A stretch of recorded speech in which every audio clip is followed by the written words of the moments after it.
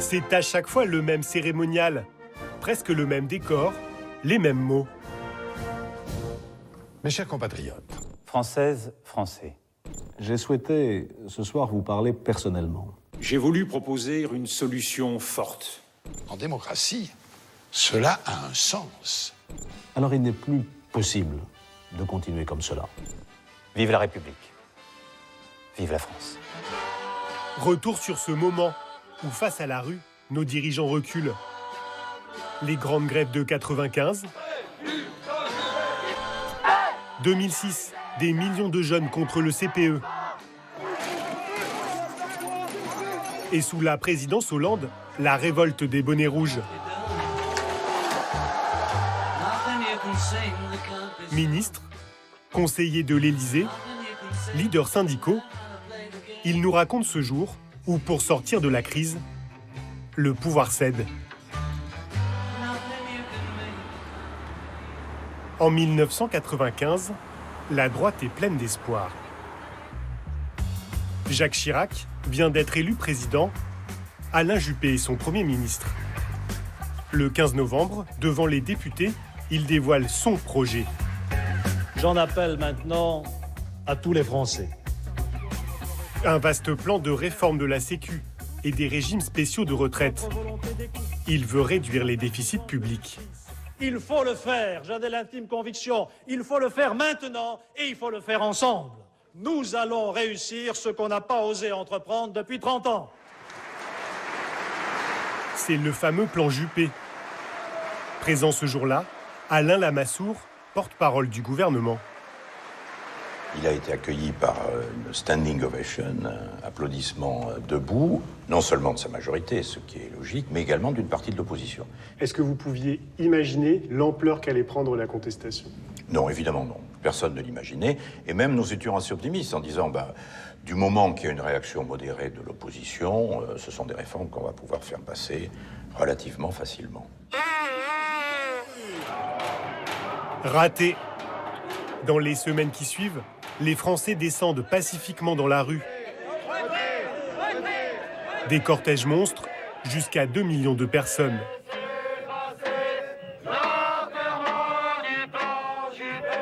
Il y a eu un très grand mécontentement, parce que Jacques Chirac s'était fait élire sur le thème de la fracture sociale, et Alain Juppé avait comme mission de rétablir les équilibres, comme on dit, de l'économie française pour rentrer dans l'euro. Donc les gens ont dit, la politique qu'on nous a vendue, c'est pas celle qu'on mène. Les manifs sont organisés par les syndicats, puissants à l'époque, et tenus par leurs services d'ordre. Le dialogue est continu avec le ministre de l'Intérieur, Jean-Louis Debré. On a quand même des rapports avec un certain nombre de responsables syndicaux auxquels on peut discrètement discuter sur les itinéraires. Il y a des contacts, comme on dit. En 95, pas de voitures brûlées, pas de casse. À l'époque, personne n'a intérêt à une provocation à l'égard de l'État. Personne. Pourquoi ? Parce que le climat n'est pas là et que les syndicats, c'est une volonté qu'ils ont de contrôler les choses. Or, si vous partez dans une spirale de la violence, vous n'arrivez plus à contrôler et vous êtes débordé. En pointe dans la contestation, les salariés de la SNCF et de la RATP se mettent en grève. Plus de trains, plus de métro. Là, ce matin, je n'ai pas encore vu passer ni dans un sens ni dans l'autre, donc... Pendant 3 semaines, le pays et son économie sont paralysés. Les travailleurs se lèvent à l'aube et redécouvrent l'autostop. Pourtant, les 2/3 des Français continuent de soutenir le mouvement. Je suis pénalisée, mais je comprends tout à fait cette grève. C'est l'élément clé de la réussite de toute lutte sociale. Bernard Thibault, alors patron de la CGT Cheminots, le sait bien. À cette époque a été inventé le covoiturage. Les gens s'entraidaient, ils ne se sont pas retournés contre les grévistes, ils se sont organisés pour essayer de pallier à la gêne immanquablement provoquée par cette grève sur l'ensemble du réseau ferré. Nous attendions le moment où ce soutien deviendrait minoritaire pour faire des contre-propositions et passer à l'offensive. Ce jour-là n'est jamais venu. Et c'est sans doute ça qui a décidé Jacques Chirac à jeter l'éponge. Décembre 95, triste Noël pour Alain Juppé. Le gouvernement perd son bras de fer avec les grévistes. Il doit reculer. Nous sommes dans une situation de blocage et d'affrontement. Il faut en sortir. Il faut en sortir d'urgence. Et pour ma part, je souhaite de tout cœur que les choses s'apaisent. Juppé abandonne une large partie de sa réforme. Une lourde défaite face aux cheminots. Le temps d'une nuit, Bernard Thibault devient ministre des Transports. C'est sans doute la seule fois dans toutes mes responsabilités syndicales où j'ai eu le plaisir, en quelque sorte, de dicter au ministre des Transports ce qui devait figurer dans la lettre que nous allions soumettre aux assemblées générales de grévistes pour leur expliquer que nous avions obtenu très largement satisfaction. Au petit matin, la lettre est distribuée aux grévistes. Qui n'a pas eu la lettre du ministre? La lettre du ministre des Transports, les cheminots du Mans n'attendaient plus que ça pour mettre fin à 22 jours de conflit. Qui est pour la suspension de mouvement que nous avons engagé depuis 22 jours? Les trains repartent. La France se débloque. Mais il y a pire encore qu'une contestation emmenée par les cheminots. Les jeunes. Bon nombre des lycéens sont dans la rue malgré les révisions pour le bac, malgré tout ça. Et je crois que la seule chose pour arrêter tout ça, c'est de retirer ce CPE. Le CPE, ou contrat première embauche. Destiné aux moins de 26 ans, il permet aux employeurs de licencier sans motif pendant 2 ans. C'est l'un des projets phares de Dominique de Villepin, alors Premier ministre, lui aussi de Jacques Chirac. Nous avons besoin d'un contrat de travail mieux adapté à la situation des jeunes et capable de leur offrir un accès plus rapide et plus sûr à un emploi stable. Mais ce contrat, les jeunes n'en veulent pas. Ils protestent en masse. Et aujourd'hui, on est plus de 3 millions, on lâchera pas l'affaire! L'une des figures du mouvement, c'est Bruno Julliard, 25 ans, président du principal syndicat étudiant. L'enjeu pour nous aujourd'hui, c'est de montrer que contrairement à ce que dit le gouvernement, c'est pas une minorité de jeunes qui descendent dans la rue, une minorité d'étudiants, mais c'est maintenant une lame de fond qui traverse toute la jeunesse. Mais le pouvoir fait la sourde oreille. Dominique de Villepin refuse de céder. On sait que les mouvements avec les jeunes sont les plus dangereux. Pourquoi? Parce qu'ils sont les plus actifs, ils sont les plus romantiques, ils sont les plus prêts à prendre des risques. Et s'il arrive un incident d'ordre public sur un jeune, et avec un jeune, il y a une émotion de l'opinion publique qui fait que le gouvernement est cassé. La tension monte. À la Sorbonne, des centaines d'étudiants profitent d'une fenêtre ouverte pour entrer et occuper l'université.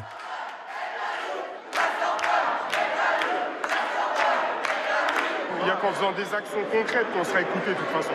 Est-ce que lors de la commune, c'était légal? Non, je pense pas. En 68, est-ce que c'était légal? Non, je pense pas. Donc tous les acquis sociaux qu'on a eus jusqu'à aujourd'hui, c'était pas en jetant des fleurs au gouvernement. Dans les heures qui suivent, les CRS interviennent avec force pour évacuer le bâtiment. Ils repoussent les étudiants à l'extérieur. Ça avait dégénéré. Comme la Sorbonne était un point de crispation et de rassemblement, c'était vrai symboliquement, mais c'était aussi vrai physiquement. Il y avait un point de tension majeur. Des casseurs se mêlent aux étudiants.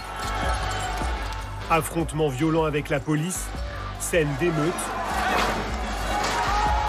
En 3 mois de crise, des dizaines de CRS sont blessés, 4000 personnes interpellées. À la baguette, le ministre de l'Intérieur, Nicolas Sarkozy. Sa crainte, qu'un jeune soit tué. J'ai dû avoir Nicolas Sarkozy 2 fois, enfin c'est bien sûr 2 fois au téléphone pendant la mobilisation, essentiellement pour parler de sécurité. Il était inquiet. Et en tant que ministre de l'Intérieur, j'imagine que c'est le cas pour tout ministre de l'Intérieur, la crainte d'un affrontement, d'une bavure, est évidemment la pire des choses. Dans les cortèges anti-CPE, les casseurs agressent même des manifestants pour les dépouiller. C'est pas une manif, c'est du vol organisé, donc vous reculez. Ces violences, qui donnent l'image d'un État dépassé, peuvent parfois servir le pouvoir.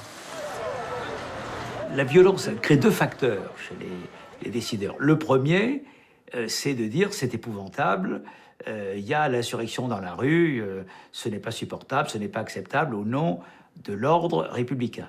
Et puis il y a la deuxième pensée, souvent, qui n'est pas exprimée, le secret espoir que, justement parce que ça dérape, l'opinion publique va se retourner.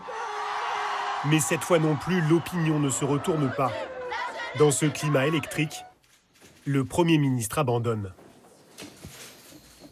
Les conditions nécessaires de confiance et de sérénité ne sont réunies ni du côté des jeunes, ni du côté des entreprises pour permettre l'application du contrat première embauche. Il vivait ça très mal, parce que c'était son projet. C'était vraiment son projet. C'était pas du tout le projet de Jacques Chirac. Il a essayé de tenir le plus longtemps possible, mais Jacques Chirac avait décidé d'arrêter les frais.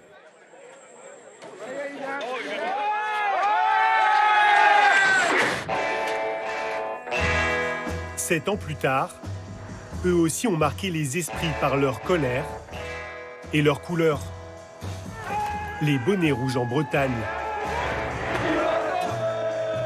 Leur cible, des portiques installés sur les routes pour faire payer l'écotaxe aux poids lourds.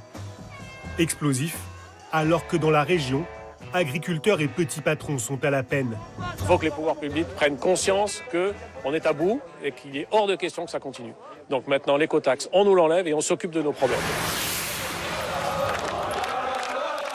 Il y avait un sentiment d'injustice et de prélèvement sur des petites entreprises qui bouclaient ric-rac leur compte d'exploitation. Et puis sans débat. Tout d'un coup, les gens ont appris qu'ils allaient passer sous des portiques et qu'ils allaient devoir payer un impôt. François Hollande a hérité de cette mesure actée sous Nicolas Sarkozy. À l'Élysée, il suit cette fronde avec inquiétude. Certes, les bonnets rouges sont peu nombreux, à peine 30 000, mais ils ont le soutien des élus bretons qui font du lobbying auprès du président. À l'époque, nous avions rencontré Richard Ferrand, alors député PS du Finistère. Je lui dis, si tu n'y prends pas garde, cette écotaxe va devenir pour ton gouvernement ce que le CPE a été pour le gouvernement Villepin. Un véritable boulet. Et on ne sait pas où ça peut conduire tout ça. En tout cas, je juge ça extrêmement inquiétant. Et qu'est-ce qu'il vous dit? Non, lorsque nous nous sommes quittés, il m'a très chaleureusement salué en me disant « J'ai bien entendu ce que tu as dit. Bon, il va falloir qu'on regarde ça de très très près. » Sous pression, Matignon suspend l'écotaxe. Mais les bonnets rouges veulent plus. Son annulation pure et simple. À Quimper, il montre les muscles. Le peuple qui vit en Bretagne est courageux, fier et travailleur. Et ça, c'est une force. Ce jour-là, François Hollande appelle plusieurs fois son ami et conseiller, Bernard Poignant, le maire de la ville. Je vois bien, il est soucieux.